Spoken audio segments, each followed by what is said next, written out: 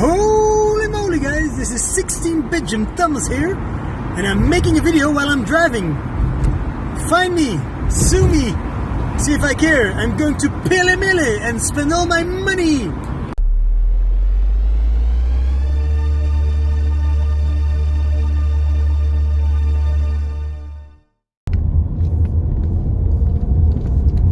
On my way to cash converters.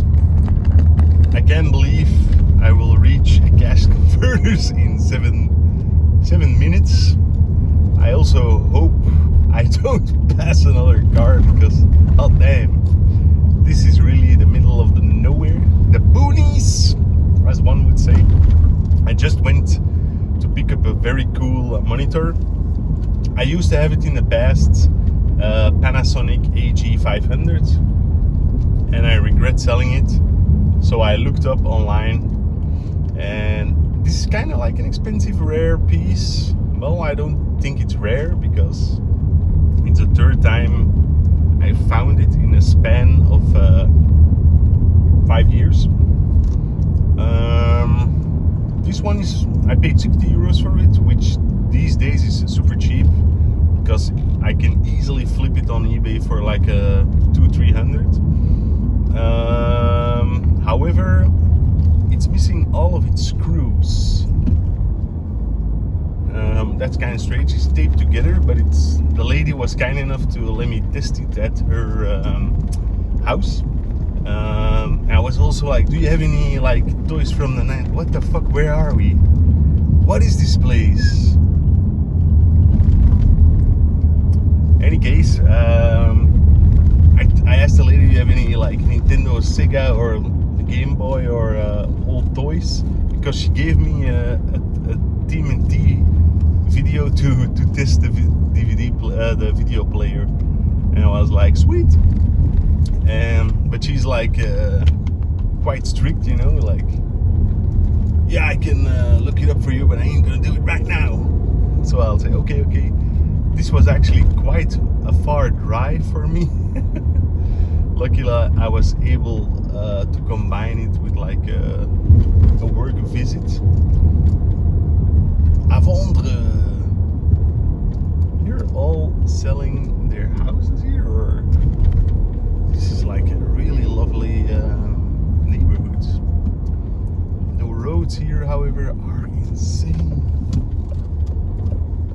It's like it's a midget land or something, because it's just the width of one car and not two cars.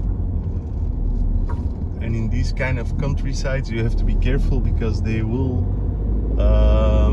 they have the right, how do you say it, to come from the right. I don't know how you say it in English, I'll look it up.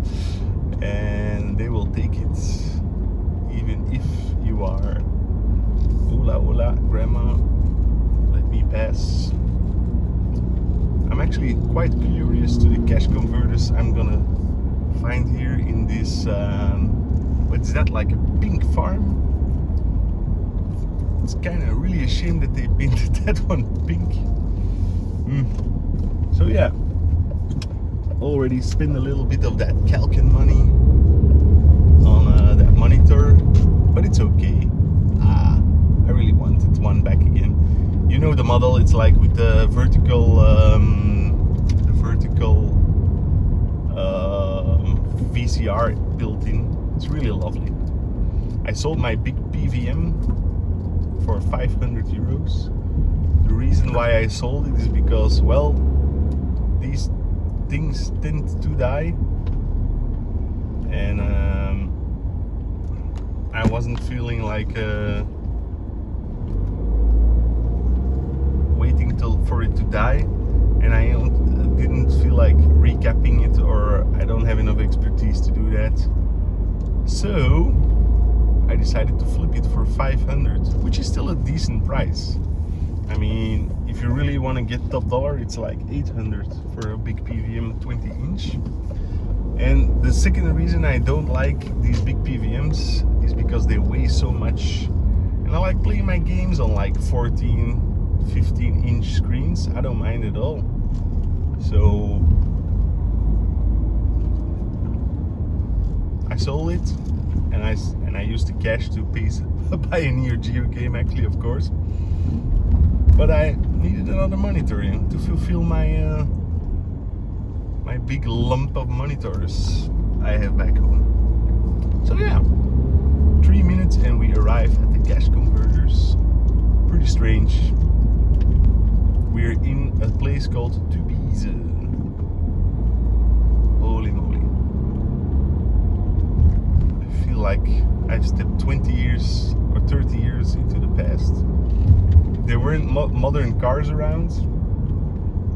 It really feels like ancient times here. But I'll hang up now and talk to you guys when I arrive at the cashish. Here we go.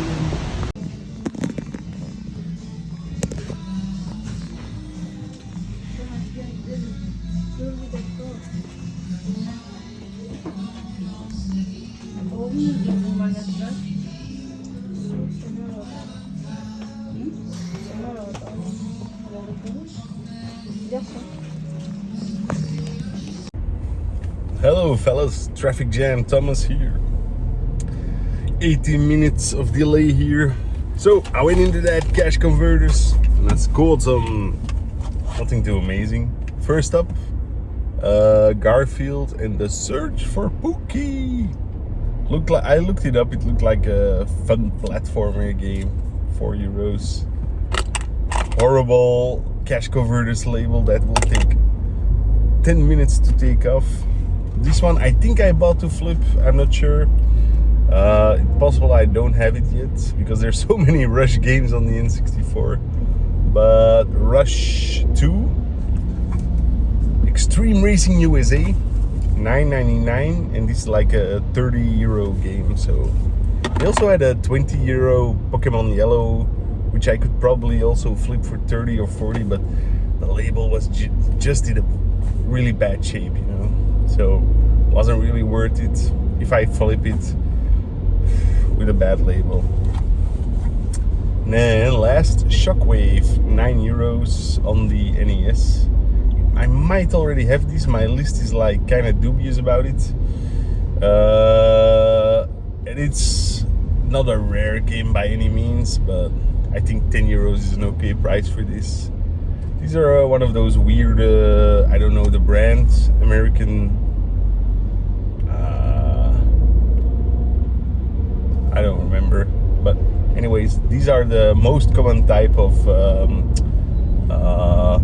third-party games on the NES. Unlicensed games, that's the word I was looking for. So yeah, those 3 pickups I got. They had like this huge bin full of DS, Game Boy Advance, but it was all crap, you know. A lot of not bad games, but a lot of like shovelware titles on the DS and 3DS. They had a Donkey Kong Country on the Game Boy, Pokemon, and Double Dragon 2. But those are all games I already have for my collection, and they were too expensive to flip, so I didn't purchase them. That's it for this video. Talk to you guys later. I'm out. Hi guys, as you know, the bins have been drier than the Sahara Desert, but today I scored, even it was just a little tiny score. So for my Betty Martin, another CDI, another crap fest, Les Vins du France. Yay. This is for my son. It's not from Playmobil, but from Schleich, but it fits Playmobil. It's some sort of transport thingy. Cool. And then for myself, woohoo! Finally found something again. It's been months. One lonely mask helmet. I think this is Max Tracker, like the red car. I have to check if my box, because I have it boxed, actually has a helmet inside or not. I don't recall. Hopefully it doesn't. Then I can complete it, which is awesome. Well, that's it for the bin finds. Peace. Hello everybody. How are you doing? It's time for another exciting episode of 16 Bit Gym. So first up, I want to show you something I forgot to show in the Calkin vid. I got this for free from my buddy Sam. It's a Kenner Alien Bishop. Aliens, I must say, the best movie in the Alien franchise, in my opinion. It's also the first one I saw, I think, as a kid. This will go up and hang in the game room, of course. It's like a crazy toy series, actually, because honestly, those weren't kids' movies at all. Yeah, that's how it went. So I got some more pickups. This one I bought online on a forum. PO'd for the 3DO. Overpaid in my opinion because, but I like my Doom clones. I really do, and I believe this is a pretty decent one. Paid 50 for that. Then my buddy Julian went to Pelemele in Brussels, and on the 15th of April already, he picked up for me two 3DO games, Shockwave and Shockwave 2. These are actually loose copies, so they were asking €8 a piece. And somebody like, I think it's from a commercial or something, they ripped out the an insert from a commercial and then inserted it with this disc. Kind of weird, but okay, it works. And for €8 a piece, you never really find anything 3DO related in Belgium. This is already from quite a while ago. In Sectars. Mine, I already have this figure, but mine has an antenna that's a little bit broken off. So I thought, well, I have all the other accessories. I can replace that figure with this one. But holy moly, it's in really bad condition. Otherwise, naturally, that's my own fault. Julian made a picture. I should have looked better. He even has like a cut in his face. I don't know if you can see this. Zoom. And somebody painted him all. So I don't know what I'm gonna do. I paid €5 for it, which of course way too much. So and a couple of days ago, Julian was holding a flea market in front of his house, and he was selling some good goodies. And well, I discussed this in advance, but uh, Operation C boxed on the Game Boy. I have a loose copy. I have a Japanese copy. Now I have a boxed copy. Sadly, it's missing its inlay and its outer protective case. I do, however, thanks to my buddy Martin, have a big bunch of these original Game Boy cases, so that's taken care of.